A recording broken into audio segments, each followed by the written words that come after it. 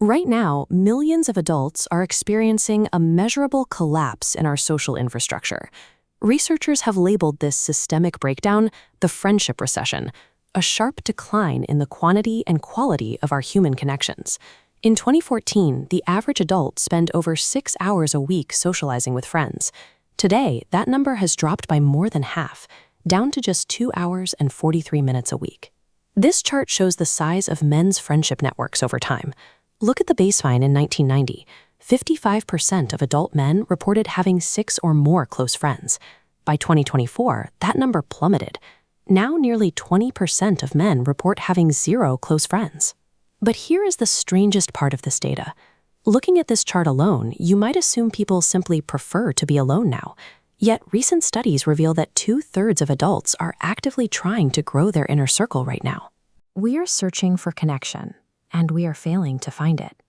When human beings repeatedly try to connect and fail, we adapt to the isolation. Psychologists call this state learned loneliness. We adjust to the unfulfilled need, and worst of all, we tend to internalize a massive structural societal collapse as a personal failure. As we enter middle age, we experience something researchers call the Great Scattering. The milestones of adulthood, getting married, buying a home, having children, are happening later in life and are often compressed into a shorter time span. The sheer logistics of running a household and managing a career leave almost 0 residual energy for maintaining relationships. This logistical strain is compounded by where we work. Remote work offers undeniable convenience, but removing the forced proximity of the office has severe social costs. 1/3 of remote workers report having significantly fewer friends than their in-person counterparts, accompanied by much higher rates of chronic isolation.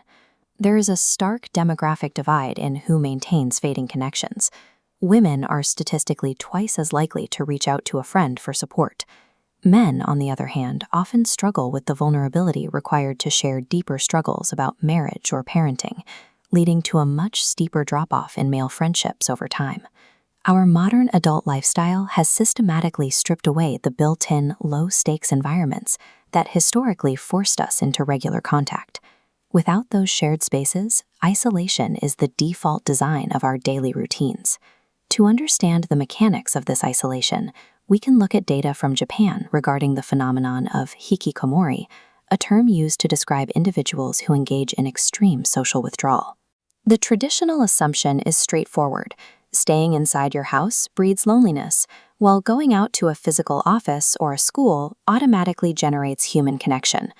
But this scatter plot charting time spent out of the house against reported loneliness reveals a massive anomaly.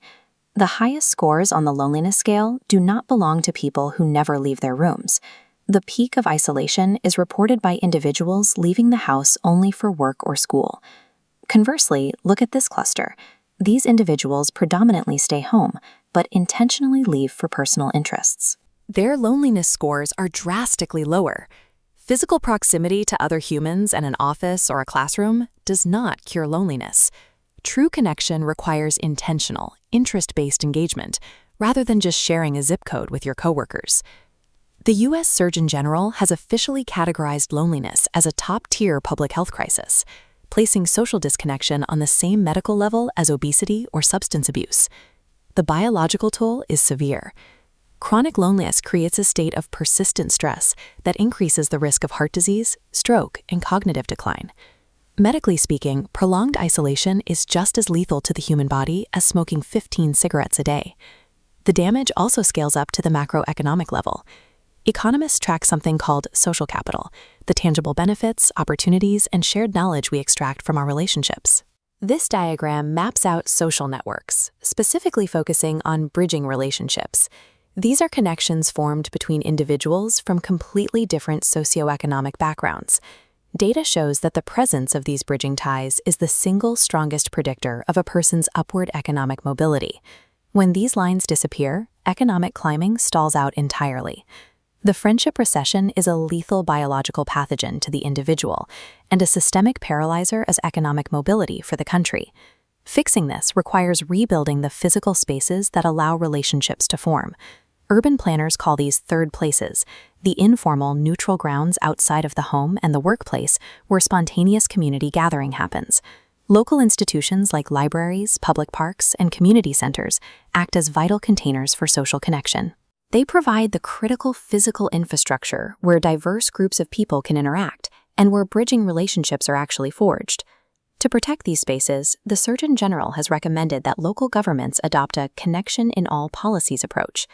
This means auditing new zoning laws, housing projects, and public transit routes to ensure they physically connect citizens rather than isolating them. We have to stop viewing public infrastructure strictly as roads and power lines. We need to engineer our built environments specifically to force positive human collision. While government policy tackles the macro environment, local residents are using a framework called asset-based community development to fight the scattering on a neighborhood level. This approach stops viewing a community as a collection of needs and starts mapping the existing skills and informal networks that are currently hiding in plain sight. For the individual, combating learned loneliness requires intentional behavior. This means joining interest-based groups, volunteering time to build collective community power, and actively scheduling social time as a non-negotiable health appointment, just like you would a visit to a doctor. Reversing the friendship recession demands a dual approach. We must demand pro-connection public infrastructure from our leaders, while simultaneously finding the personal courage to reach out, be vulnerable, and treat friendship as a fundamental requirement for human survival.